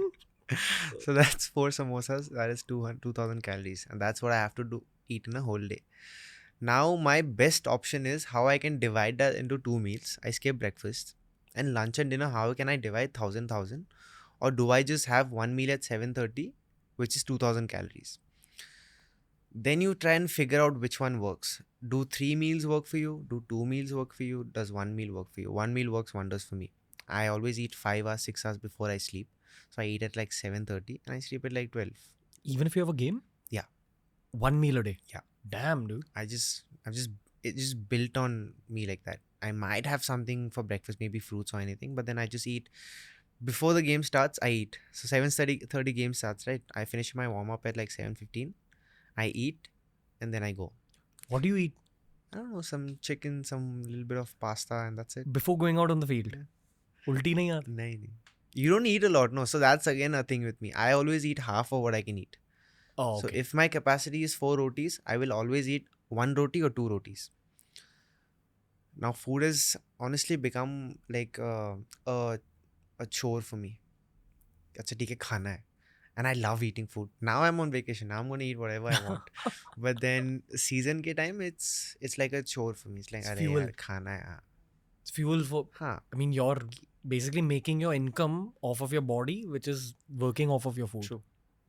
So you just eat 2000 calories a day, however you don't want to eat it. So you just try and figure out things how you can divide it peacefully, and then have like a half full stomach. Do you guys use protein shakes and supplements and all that also? A lot of players do. I have never touched a protein shake in my Really? life. Yeah. No protein shakes, no protein bars, nothing. I've never had a sip of it in my entire life. Any other supplements? Nothing. Because there is a narrative that all cricketers nowadays have started taking creatine and all that. No, not for me. I take vitamins, B12 and all of the whatever deficiency is there. But then mom was so good with this when she brought me up. It was a lot of like wholesome foods, a lot of butter, a lot of cheese, a lot of almonds, macadamia, pistachios, and all of those things, a lot of bananas, a lot of chicken. So she was like, she installed that very quickly and had me set, like, gave me a really good base. So once that happened, now I can like experiment and build on things. Both your parents are athletes also. They were, yeah. Mom was a swimmer, dad was a cricketer. I've said mom, so now that I've said 1 meal a day, she's going to be mad. What do you end up eating during the IPL? Just chicken and roti. Roti bhi nahi hai. It's I think I'll have 40 to 50 grams of rice if I want to eat it, and probably some chicken or some lamb, and that's pretty much it. Or I like pasta a lot. So if I'm doing one meal a day, I can either have a spaghetti bolognese or like a chicken risotto at night at 7:30, and then just call it a day. Damn. One meal a day. But that works for you. That works for me. What about, okay, I'm just for the sake of brotherhood. Dhruv, Jurel, Yashasvi, because they are in your generation. वो खाते हैं. Jaiswal is तो full on. Jaiswal is roti, Rogan Josh, and all of that. Do you think there's a disadvantage to being vegetarian? Yeah. I've been both. Like, I'm currently vegetarian, but I'm not a professional athlete. And I've eaten a lot of non-veg, and I felt a decrease of power after going veg. Because in India, it's like you don't get fresh produce everywhere as a vegetarian. Either you've got to be very rich to have a chef, and he can make you whatever you want. But then if you're like regular guy, and like even for me, for example, I can't be a vegetarian. I'm traveling all the time. I'm not going to find the same Protein. stuff. Yeah, same protein I find at home. Home can be like scheduled. Like I want ragi rotis, I want paneer bhurji and all of that. But then once I'm out, like I'm here in Mumbai, right? I'm staying at a hotel. What do I get? Do I know if it's like well made? Do I know if it's a good oil? Do I know if it's healthy? Like how do I know? So I think vegetarian is tough. Out of all the cricketers of your generation, how much in percentage would be veg according to you? Guys your age. Guys my age, I think like 20-30%. Everyone else is like non-veg. Non-veg. You are going to war, dude. Yeah. You know, apparently even in the scriptures, that's what's said about non-veg, that it's good for warriors. It's good when you go for war. Best fit. Great. Non-veg. No one's convincing me. What's Yashasvi Jaiswal to hang with? Because I think there are misconceptions about him. There's an urban legend that he used to sell pani puris. And I think his coach came out on a YouTube podcast and said that he feels really bad that this is an urban legend. But he's a different character. Like totally different character. Dubai, we remember, he would just take that kayaking board or whatever that is. He would just swim to the end, like where the police line was, and just chill. He's very lost in his own space. But then that's what I think separates him. He works really hard, and I think that works for him. Eccentric a little bit. Yeah, this just works for him. Even you're a little eccentric, honestly. In a good way. In a good way, yeah. I think KL said this on the show. You need to be a little bit of a psycho to make it to the international level. I don't know what that logic is again, but the fact that you guys break out of that massive pack of domestic players and then, you know, do well in IPL, go for international, there's something different about you. You got to be crazy. I was saying private victories. Private victories is those small battles you win. It's like wanting to have that can of soda, but you know that's not good for you, and you've not had it. It's a very simple thing. It's like the basic of basic things, but then that's a private victory. You've convinced your mind to not do it. You wake up on a rainy day. You're fixated that you want to go to a gym. It's 6 a.m. in the morning and you're cozy in your bed, but then you say, no, I've got to do it today. And I think those are like private victories, and that craziness is what separates you. I love suffering. This one meal a day was it was suffering for me, but I loved it. That extra yard that you push, that extra ounce of suffering, I think that's what separates you. Everything's burning up. Yeah. And you know just that go again, go a little bit more, Hmm. That's never going to go to waste. Does that happen in batting? Like how when you're doing a set of weights towards the end of the set when it burns up? I'm sure a version of that would be happening in batting. 100%. Right? Towards the end of the innings, body would be breaking down. What happens? So when that happens is you want to hold your bat firmly, you just can't because you're cramping up. You just physically can't. So now if you maybe do that in practice, like figure out a way. You've got to figure out a way. You do it in practice and then everything's cramping up. You still go for another 30 balls. Now you figure out a way. You either top hand a certain way, bottom hand a certain way, but you're cramping up. So you're just cramping up for that 2 seconds during the ball. You don't hold it very firmly when the bowler's coming in. Figure out a way. And once you do that, and you can do actual good practice when you're in that situation, game, if that happens, you figure out a way, you know how to do it. And that sets you apart. Because you're going to be fatigued, you're going to be tired. There's going to be hot days. Chennai is hot. Guwahati is hot in a day game. But you've got to figure, no one cares. No one cares if you're tired. No one cares if you're exhausted. No one cares if you're sick. They just see the scorecard. Yeah, the scorecard talks. That's why when people say, oh, this guy got dropped, like his catches got dropped, I'm like, boss, that's not on the scorecard. Scorecard shows runs, wickets, overs, and that's all you got to worry about. Just figure out a way to get that done, and you'll be sorted. Hypothetically, if you're asked to open the batting, would you? I opened for like a good part of my life. I was an opener till under 19. So when I played the World Cup at 16, right? So I was opening only. And then Rahul sir came in and Prithvi and Shubman had to open. So I went to number 5. And then I've always loved number 4 and 5 then. Now I don't think I'd go and open. I think number 4 is one of the toughest roles. You've tailor-made your game now for number Yeah. 4. I take that time. Pressure is a small word, but I think there's a lot of things that go into number 4. Because if you lose wickets early, like if you lose 2 wickets early, you have a lot of thinking to do. Because you can't throw your wicket, but then you got to get runs as well. So it's a lot of It's a nuanced role. yeah, it's a lot of calculating. It's fun, but that fun comes only when you've practiced enough. Only when I've got my 40 of shots or got my range of shots, and now I know what I need to do. Now it's fun. What to use when, who to use it. So number 4 is nice. How do players talk about situations like Harshit Rana getting fined? Does that come up at all in locker room chatter? We just laugh it off. I know how Harshit is. Harshit and I are really good buds. I know how Harshit is. How is he? I knew he was going to do that. He's like that only. He wears his emotion on his sleeve. Even when we went to play the Asia Cup, he was shouting at Soumya Sarkar. He didn't even get him out. Right, that massive fight, right? Someone else got him out. And someone else took a catch. He's just shouting at his face. I'm like, Harshit, run. But then he's just that character. Why did that massive fight happen?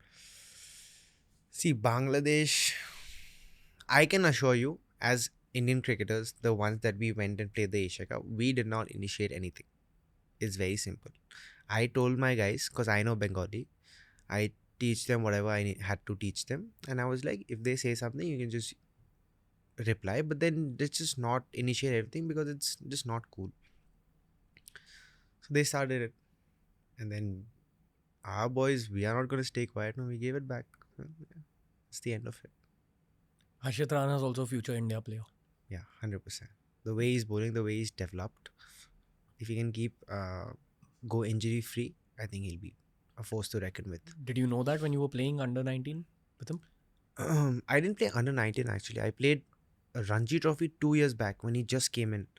And then we did some camps. We played the Deodhar Trophy. We played the Duleep Trophy. We played the Asia Cup. And then I got to know him. I was with him for like 2-3 months. And then I got to know how he actually was. And I think he's insane. What is special about him? Like, how come he's come through now? You know how he's so aggressive and he wears his emotion on his sleeve? That brings out the best of him in high pressure situations. Like Shrishant. Yeah, because it's very hard. What happens is that game against SRH versus Kolkata, Klaasen was batting at 60 odd and they needed like 13 or 15 runs of the last over. First ball for 6. They won the game by 4 runs. Doing all of that, you need to be a little crazy. That again, crazy thing comes to. He's getting the wicket and he's screaming, he's shouting, he's kissing someone, he's pointing fingers. And I'm like, yeah. Chaos is needed. Yeah, chaos is needed for you to pull off something like that. And I feel that's working for him. The antithesis of this chaos thing is your bro Dhruv Jurel. Like, I feel he's too calm a guy. And then his Instagram profile says Mamba mentality. Yeah. I'm sure he has Mamba mentality. You can actually see it in his eyes when he's batting. But from seeing his demeanor, like seeing his calmness, you wouldn't think that this guy is also crazy. What is Dhruv Jurel like? Dhruv is the hardest guy at practice. Who like it's hard practice. It's not like it's not for the softies. It's like hard practice. I tell you those cram things, right? That happens to him almost every practice. He's like that. He just feels happy when he works hard. If he doesn't get runs, he'll work even harder. Like that just goes on. Even this IPL, he just kept on working hard, and that's been going on for the last 2 years. I've been in with him for the last 2 years. We share rooms, we do everything together, and I've just seen him. He's a fun guy. He's a very fun guy off the field. We go out, hang together. He loves his coffee, etc. But then at practice, he's just like I said, mama mentality. Yeah, like just get shit done, regardless. So yeah. I think audiences are seeing it now. Yeah. That's the thing about cricket, man. Like, there's all these backstories which audiences just see after a certain Exactly. point. Who's like that in terms of young players right now who audiences haven't noticed yet, but you know someone's going to pop? Dhruv is one who just did. Other than him, I think Abhishek. They don't know Abhishek's story yet. Porel? Purel, both Abhishek Sharma and Purel. Sharma's just popped up this season, but I think they don't know the backstory yet. The way he practices, the way his life is, and how hard he's gone through it. He's not brought that up, I think, yet. But then he is someone who practices really hard. Abhishek Sharma. We see him flamboyant and out there. But Chocolate boy. chocolate boy, whatever it is. But I've seen him practice. I've seen him get hit. I've seen him get hit and then even keep on practicing. So I think, yeah. See, we consume a lot of cricket memes. I'm not talking about the trolling Yeah. only. Of course, that's a part of this Yeah, meme yeah. culture, but there's a lot of positive cricket meme culture that comes out also. I remember the midway point of this IPL, there was a lot of Indian teams future 11 in 2028, 2029. And it was a great lineup. It was like Yashasvi and Abhishek Sharma to open, number 3 Shubman, number 4 Riyan Parag, number 5 Nitish Reddy. Like, we're very excited about the guys coming through. Yeah. What excited me personally was, again, a lot of all-rounders. Yeah. Like both you and Abhishek can bowl. Nitish as well. Nitish, definitely. It's very exciting to see this new crop. Yeah. You're a football fan also? Kind of. Okay. But for fans, when we see a lot of young players emerging together, we always see this as India fans, honestly. There's always a new crop. Always a young. But there is something special about you guys, especially from this all-rounder attacking perspective. Are you guys aware of this, or everyone's just carrying on quietly with their own? I think everyone's carrying on quietly. Everyone knows that we are the next bunch to play for the country, etc., whatever it is. But then that's, I think, something for the future. If that works out, how these people have actually said it's going to work out, it's great. It's going to be great because all these guys, all of us, we play a different brand of cricket. You see, someone's going on a hat-trick ball. If it's up, he's going to hit it for a 6. It's stuff like that. So we are not bothered by how the situation is like, and by situation I don't mean game situation. I mean like the tense, the hype, whatever it is. We'll go on and do our own work. If I want to go and hit a 6 and I've gotten the ball, I'll go hit a 6, regardless of everyone booing or regardless of everyone being in a low mood or whatever it is. So I think that is going to be the X factor that changes how we play cricket, how India plays cricket, hopefully. Fearlessness. Even further. I don't know if you're too young to have watched Sourav Ganguly. I watched a little bit. Little bit? What's your earliest cricket memory? I actually met him in 2008 at Eden Gardens. So I was like this much. So What's your earliest memory of watching? watching Dada was, I just remember, I think, which World Cup was it? 2007, something like that. He was just stepping out and hitting over covers. Andrew Filtoff, anyone, Ashley Giles was bowling, was stepping out, hitting huge 6s. I was like, that's something different. I remember I was a kid when he got captaincy, and that was where the fearlessness began. It increased quietly with MS Dhoni. It increased a lot more when Kohli got captaincy. And I see you guys as like that final form of Yeah. fearlessness. What's your earliest memory of watching cricket? I think I watched my dad play when I was 6 years old, 7 years old. I watched a Ranji game, Assam versus Railways in Assam. I think that's my earliest memory of actually watching cricket. And then I started playing cricket. So yeah. You knew you'd be an attacking batsman when you began. I didn't know how to hit a ball. My dad didn't teach me how to hit a ball till I was 14. So then, That was like, you learn. You'll So- end up figuring it out. what And were I you do? actually did figure it out. Because what happened was, I feel hitting a six is an extension of a defense. Defense is here, six is here. Mm. So he made my base so strong that now whenever I play Ranji Trophy cricket, I'm like that. So, and whenever I want to play T20 cricket, I can hit. So that's what he wanted to install in me. It's like, get your defense sorted. 14 years, I didn't think he ever let me hit a six. I didn't hit a six till I was 14 years old. 15, it just came once in a game. It just came by itself, and dad was watching. It was like, told you. And since then, it started. What is the art of hitting sixes? They say it's a lot of power, but it's the connection. It's the connection and the angle of the bat and the trajectory of the ball. It's three things. You can never hit sixes with a straight bat. It'll always go up. You won't get distance. It's always a slightly crooked bat. The ball's got to go flatter. And the point of connection. Whether you connect it ahead, whether you're connecting it behind. So I think those three things. What's it like facing 155 Ks? And what's the fastest you ever faced? 155. Burger? And like in the IPL, have you And faced? Koitsia was 150, Nokia was 150, Rabada bowled 154 when I first came in. So yeah. What is it like for your eyes? It's tough. That's why I said no, I practice with from 18 yards. 150 from 18 yards. Gives me 4 yards of advantage. I get that extra 100th of a second to react. But then you can't pre-plan when you're playing that high level or that high speed.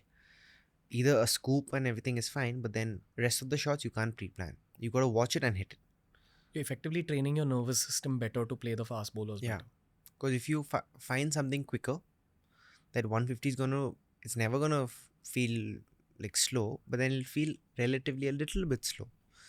Okay, this feels adjustable.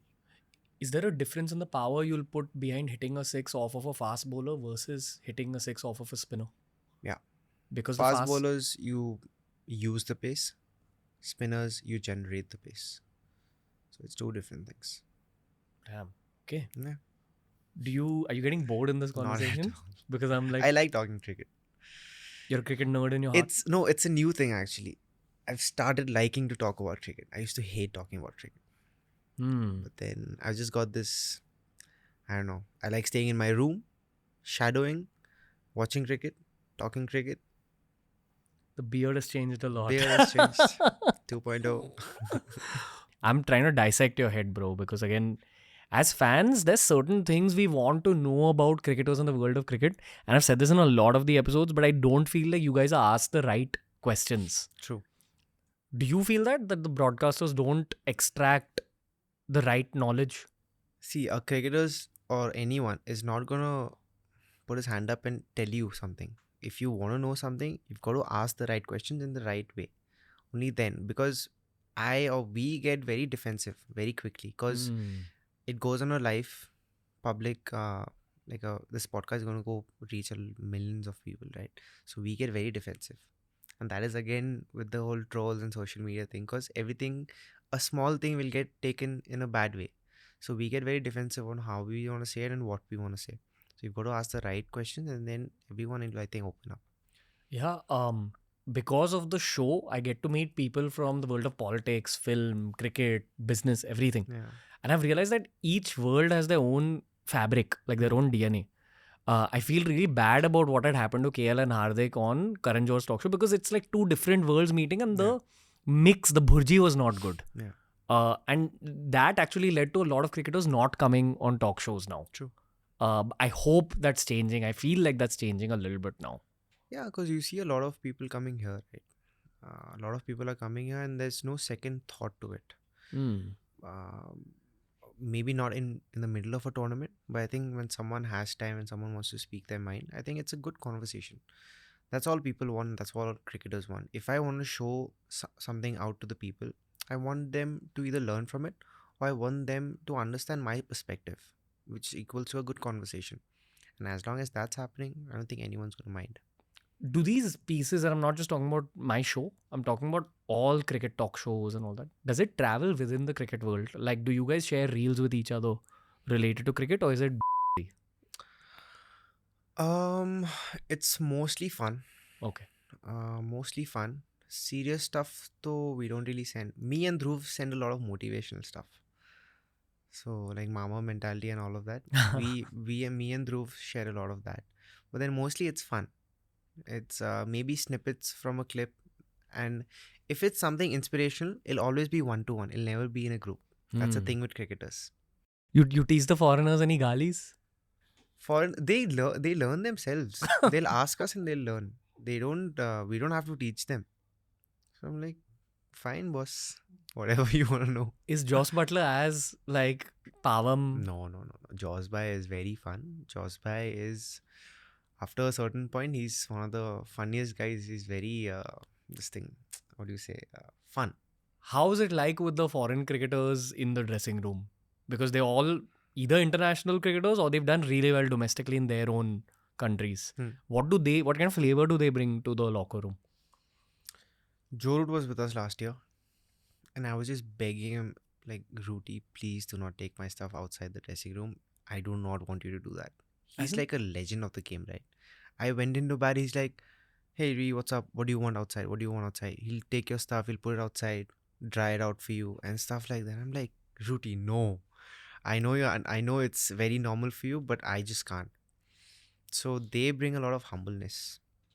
I've learned this from English cricketers. It's like Joe Root's a big name in cricket, probably one of the biggest names in Test cricket, especially.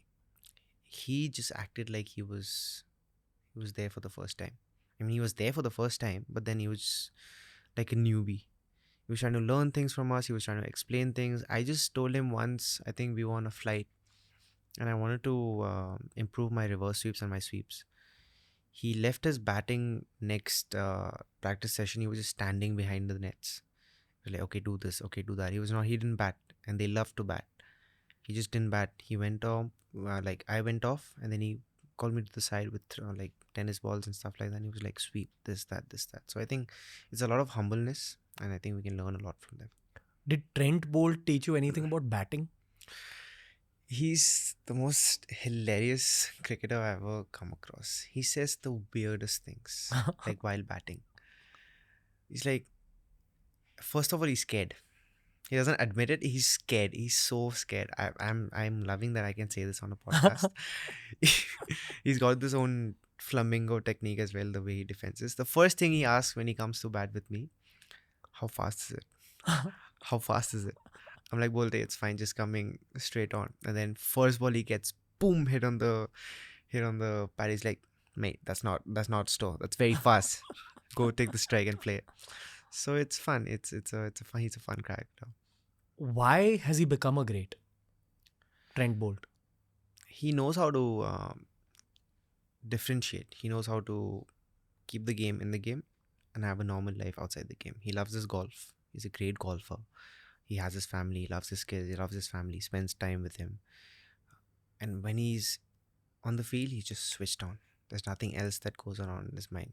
So I think that's a big differentiator. I think keeping those two things separate is very hard to do. Once you have a big family like he does, and once you are good at things other than cricket, it's very easy to like indulge in those things, right? But then he just keeps it very professional.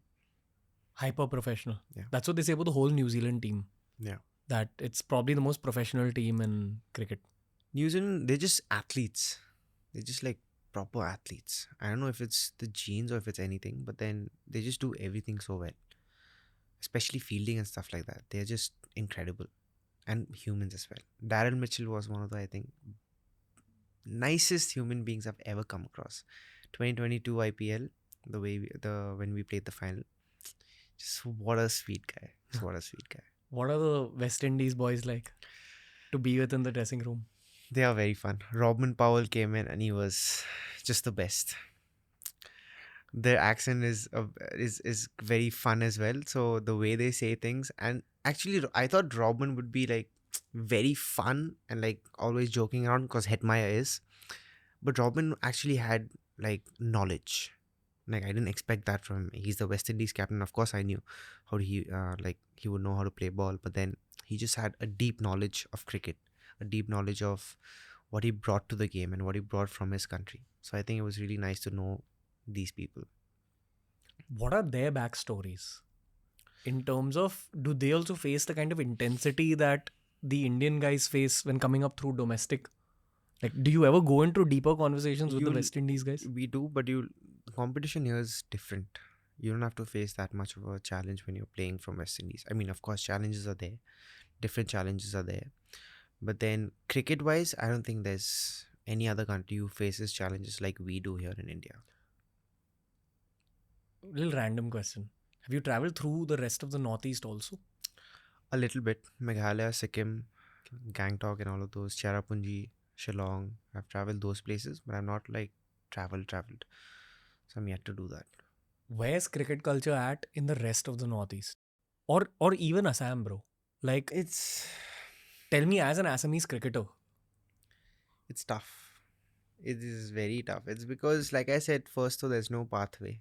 There's no way of showing. Now I'm playing the IPL, so now at least people know what to do. Youngsters now know at least what to do to at least play the IPL. Play 50 games of IPL. Okay, I know what to do. Before there was like no infrastructure. Now they've got an international stadium, but then there are no grounds to practice. I was doing a Red Bull shoot. I told you yesterday, right? So I went to this field, Mahalakshmi Railway something. They had a proper field and a great wicket. I'm like, this is nowhere to be seen in Assam because I don't know. It's the rain, it's the weather, it's everything that combines it, and we just don't get wickets and we don't get good grounds. I saw here just lying here. Someone's playing a tournament. It's like a proper full fledged tournament, and it's like a domestic tournament. And I'm like, damn. Do you think the reason you became Riyan Parag is because your father was also a cricketer, so he kind of knew the challenges of becoming a pro cricketer in Assam? It's always a help. But then my dad also told me this. Ki I played a certain level because I never thought I could play for India. Never thought about it. Now you have thought about it. Now I can help you to a certain level. He can help me play Ranji Trophy cricket. Like he can get me there and prep me there. But everything after that, you got to learn it yourself. He gave me a good start, but then everything else I had to figure it out myself. Because once you leave from Assam, once you play tournaments, the culture is different. Assamese people are shy. Podcasts and all, we've never heard of podcasts when I was growing up. Like nowhere to be seen. If you saw, we saw two lights. When I was growing up, I had to teach myself how to give speeches, how to speak in front of people, how to speak in front of cameras, and it's a lot. It's a long journey, so you got to figure it out yourself. When you play domestic matches against the other Northeast states, is there a difference in quality between, Assam and Meghalaya, Assam. I'm saying, say if you're playing Assam against Maharashtra, Assam against Punjab, Yeah, and then you're playing Assam against Meghalaya or Arunachal Pradesh, it's not even a comparison. one layer deep, it's because of facilities. Facilities, lack of infrastructure, lack of guide, lack of knowledge. Because if you want to play cricket, Mumbai, I can go to Azad Maidan and I can play a game of cricket. If I want to play cricket in Assam, where do I go? Guwahati, I can still go somewhere. Other districts, Jorhat, Nagaon, Hojai, and all of those small districts, like where do I go? If it rains, it's gone. Till the sun dries it out himself, gone. There's no one, there's no curators who's gonna come and put a cover on the wicket, put sand on the bowler's running mark, and then just build something. So how do you like compare that with Maharashtra? How do you compare that with Punjab? How did you get scouted at age 17? I actually came to Mumbai. We had a trial at DY Patil, and they asked us to bat First ball I hit for a six. Second ball I got out. And Zubin sir really liked that intent. And the next time I came into bat, there were two bowlers from Assam. I don't know if it was luck, if it was anything else, but those two bowlers were bowling, and I had played them the whole of domestic and the last 4 5 years. So I got like 50 of 12, 13 balls, and then I got drafted in. And once I got in, Are there undiscovered Riyan Parags out there in the Northeast? I think so, yeah, because a lot of people can't play. It's as simple as that. If someone from Nagaon wants to play and he wants to come to Guwahati, he's going to have to travel 3 hours, 4 hours every day to come and practice properly. How is that possible? Because they can't afford to live in Guwahati and play. So now, how is that guy going to come and play and make it big? So it's tough. How do you feel about this city, bro, or even a city like Delhi or Bangalore, after you've grown up in Assam's best city, which is Guwahati? Yeah. There's still a cultural difference. Huge. How do you feel about cities like this? I'm not just saying from the cricket perspective. Just generally life. How is it different here? I think it's so much easier. Here, Yeah. everything's available. Everything's available. Now I'm in my hotel room. I want something. I'll just dunzo it. Or Instamart or whatever that is, right? I'll just do that. That's not the case there. We have to go, and it's a very small thing. I can go out and buy it. It's no big thing. But then in Mumbai, I don't even have to step out of my house. I can get everything on my doorstep. So yeah, like going out places, whether you want to party, whether you want to go for a brunch, a sundown, or anything. Like I have to be selective in Guwahati. If I want to go out, I'll have to only go out on a Saturday because that's when the crowd will be there. Mumbai, I go any day of the week. There'll be nice crowds and there'll be people around, so I can hang out and chill. There'll be nice spots. Some places will be shut by 10 o'clock in Guwahati. Do- So it's different. Do you feel people are more harami here? It's a great way to put it. I feel it's the exposure people have had, and people back home are very naive, um, and they perceive the world in a different way than how people perceive the world here, because there's a lot of things to keep in account for. You got a lot of people, a lot of jobs, a lot of cars, this that. Back home, it's a very simple life. You go to work, you come back, eat with your family, stay with your family, sleep, and just do the same thing tomorrow. There's so many variables here. Trucks, cars, metros, this that. Metros, so we don't even have metros, right? So it's a simple life, but I honestly, if I had to choose, I like Assam more. Yeah. It makes me respect guys like you a lot more. Beyond just you being good as a cricketer, dude, you understand this when you've truly been to Guwahati. Like I went to Ranchi for a friend's wedding a couple of years ago. It made me respect MS Dhoni to another degree because I realized he's come out of here. Like it's so different than the facilities you have in the cities, the culture you have in the cities. So again, it kind of baffles my head in terms of how did you become Riyan Parag without growing up in Mumbai, Delhi, or Bangalore? There's got to be something. I understood the fact that I always had to do more than someone who was at the same level, was from Mumbai or Delhi. If a guy from Mumbai scores 300s and you're from Assam, you have to score 600s. It's a very simple deal. I don't like now the players that I play with in Assam, they complain, right? They'll get 400 runs in a season. They'll be like, oh, I didn't get Duleep Trophy. I'm like, first of all, that's a very shit equation. If someone's scoring 500 runs and he's from Mumbai, and you got to score more runs, then score 700 runs. Score 800 runs, and let's see who's not taking you in the team. That is the mindset I'm trying to install in Assam. Like, do something extraordinary. I don't want you to have variables on your selection. Okay, this guy has 10 more runs. This guy has 50 more runs. So we're taking him. I want to like outright smash the competition, especially in domestic.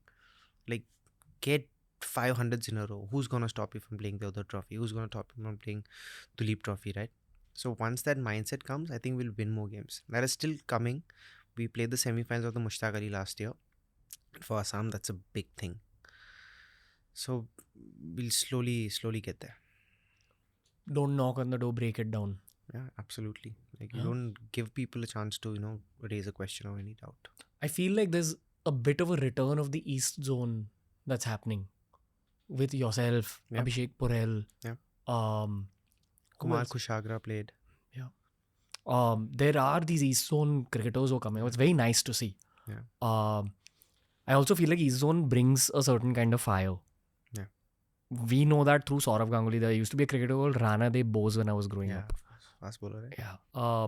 Want to see that East Zone come up again. Random kind of unrelated question, but do you go to Kamakhya Devi? I do. Yeah. A lot, yeah. How do you feel about it? You know, it comes up a lot on our show.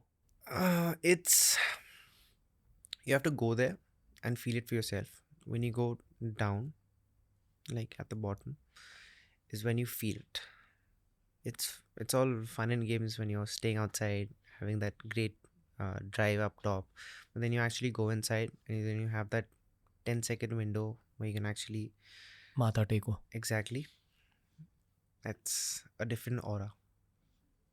So yeah, Do you visualize a reality 10 years on, 15 years on, where we have a Guwahati team? I wanted to, and I want to captain it. That'd be insane. That'd be great. But let's see. Do you think there'll be even more teams added Yeah, on? yeah. They will Hmm. in time. I've heard chatter like it's going to go into an EPL style tournament eventually. That's a lot of cricket, boss. How do you feel about that? I can't play 40 games in a season. Imagine 40 games in a season. That's a lot.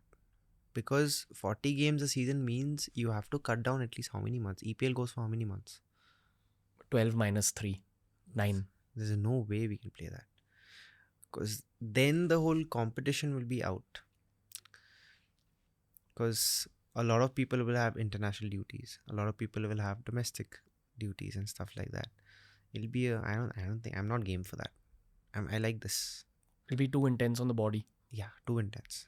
Hmm. And I don't think it'll be fun. I wouldn't like it. As a fan, Because yourself. as a cricketer. Because IPL, the main thing that I like is the involvement we have of all the players. Like everyone there for 2 months. It's a great bond that we share. Like from different countries, everyone's there. No one's playing any other cricket. Everyone's there for 2 months. We're spending time together in the hotel. We're spending time together in practice. It's a fun thing. That'll go away. So what's the point? When it comes to the IPL, I feel like RR has built a crazy culture. Hmm. Like you guys, the progress we spoke about, steady progress, seems like a very healthy team environment. Sanju seems like a great captain. Do you hear about chatter from the franchises that are not doing well? Like when you have bros playing in other franchises which are not doing well. Is it a case of the owners interfering too much in the cricket? I would not be the best guy to answer it because I've not experienced it. And I always believe in not having opinions if I don't know about it. Fair. I've seen stuff on TV which is very easy to, prompt and say it out loud. But then, like, we don't know.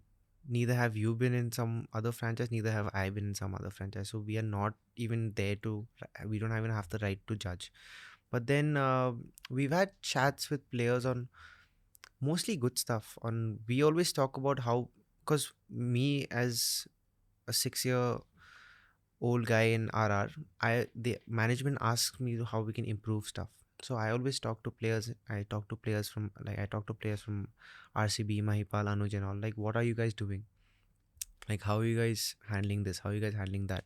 As much as I can incorporate good things from other teams, I can like incorporate that with Rajasthan Royals. So I personally, I don't know about other guys, but I personally like talking about what positives are there in that team, because it's an IPL team. There has to be something going right if they are sustaining for this longer period, right? So I always like to talk about that. You know, one of the fan opinions when this whole Hardik Rohit thing was going on was that Riyan Parag has gone through so much mental health trauma in the last 2 years that he's the right guy to empathize with Hardik right now.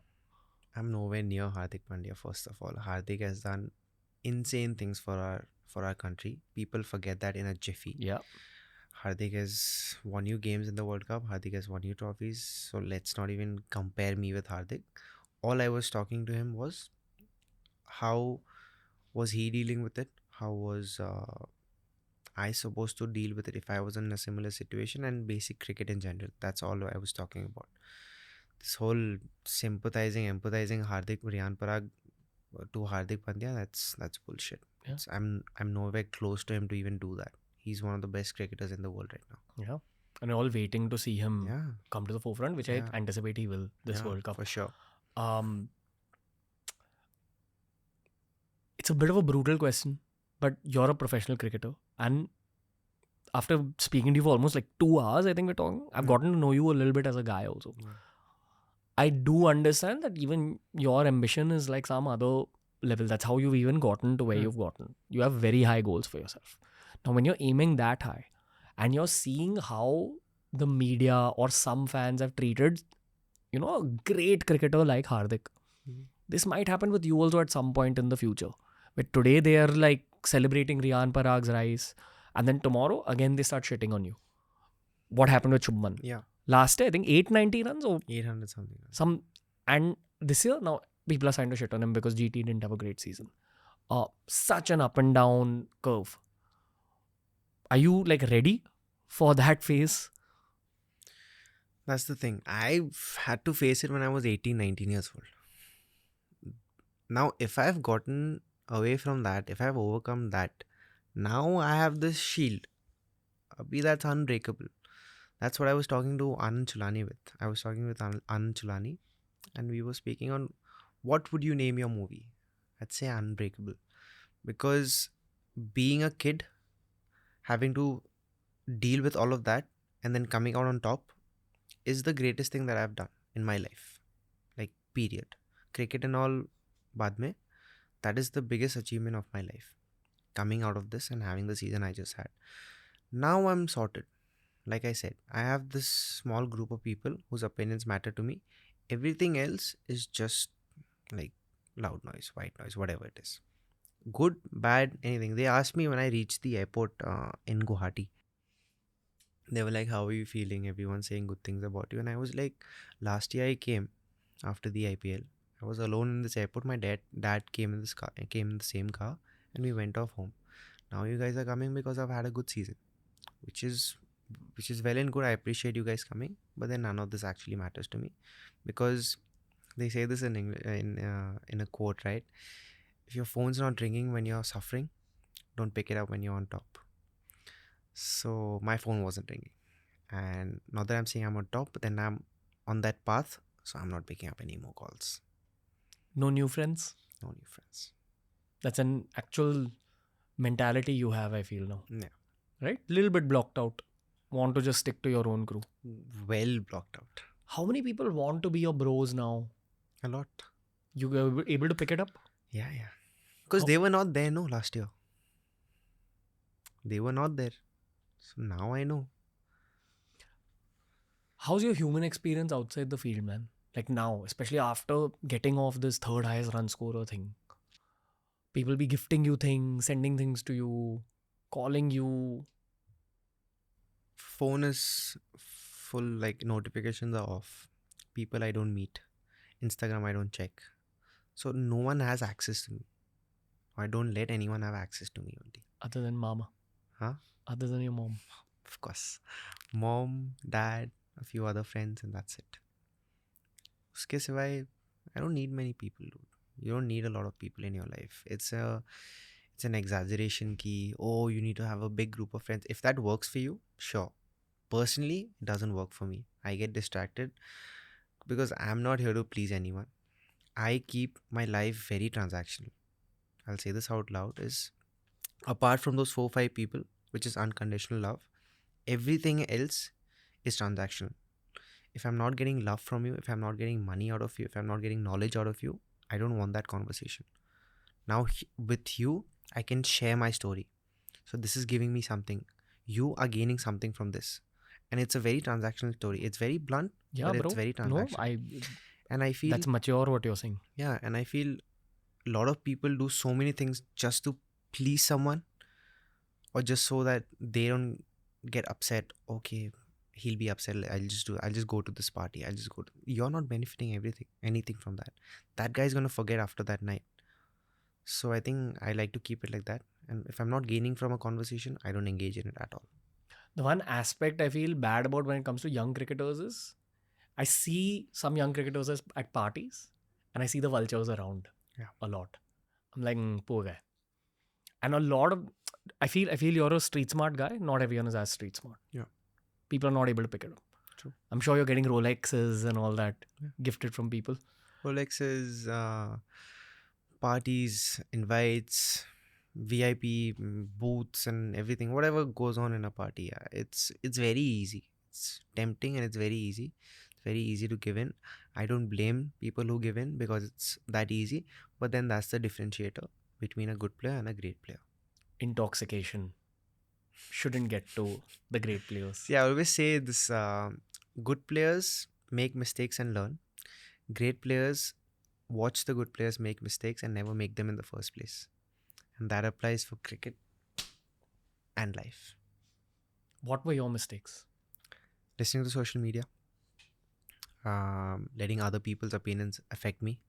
I never made cricketing mistakes. I mean, on the field mistakes, of course, execution and stuff like that. But I never made big blunders. The only blunder that I made was when I first came into the IPL, had a great season. I let other people's opinions affect me. Like? You're a great batsman. You should play for India. Oh shit, I'm a great batsman. I should play for India. I never had that come from me. I was letting other people like say it and affect what they were saying. And then I took it very nicely for the first year. And then next 2 years when they started shitting on me, I started taking that also. I started doubting myself. Fucking 18, bro. At that point. Yeah. 18, 19, 20, 21. 4 years. Just abuses and trolls. Just that. And you only get that one window of the IPL as an opportunity to erase a year full of suffering. Maybe 2 years full of suffering behind you and in front of you. Yeah. You know that if you're going to have a not so great IPL, the coming year is again going to be troublesome. That's what I say. No, this year if I didn't perform, I was out. Playing with that Mamba mentality. I would have still played. The caliber I think I have and the skills I possess, I would have played the IPL 1-2 games here and there. Every 14 games, I would have played 1 game. I would have played 2 games here and there. But that which I want, which I keep on showing, nahi hota. That's what it takes. That's what it takes. At the level of the IPL. Okay. Riyan Parag, it's been a pleasure. It's been a pleasure, my brother. Really, really appreciate you opening up the way you have. I think too many people, even after your success, have too many opinions about you. But people needed to get to know who the real guy is behind the batsman we know Riyan Parag as. You're a fun, normal dude, but definitely a lot of Mamba mentality going on. Thank you. Beard mode activated. 2.0. I have rooted for you since your debut in I RR. remember, yeah. DM'd you back then because there's always been something about you. And it's not just me. It's a lot of cricket fans. While the whole world was abusing you, bro, the one thing I think cricket fans need to understand is these are 18, 19, 20-year-olds that you're speaking about online. And somehow, maybe because of your family, you've been able to survive that whole barrage and come out on top. Yeah. I don't know how many people actually sink. And I'm sure there's a lot of people who sink. A lot of people. So, a lot of respect, man. Really rooting for you. Thank you. Take that story of the East Zone ahead and take the Indian team ahead, bro. All the best. You are going to be playing in this jersey very soon. Just all the best, man. All the best wishes. Thank you, bro. So much. Thanks. That was the episode for today, ladies and gentlemen. Riyan Parag has just left the studio. What I am left feeling at the end of this conversation is a feeling of intensity. I always feel this after I've spoken to any of the cricketers we've had on the podcast. These guys are living a very different, intense, scrutinized reality. And to flourish within that intense, scrutinized, different reality is the actual game. How do you take care of your mental well-being? How do you take care of the improvement of your mentality? This was a very psychological conversation when it comes to the world of cricket. Had a blast creating this for you guys. I'd love to know what you thought of this one. We'll also link all our cricket conversations down below. We have a Hindi channel as well where we've uploaded a bunch of Hindi conversations with cricketers. We'll link those as well. But until next time, guys, from Ranveer and the team, Cricket Podcast will return. More epic episodes will return.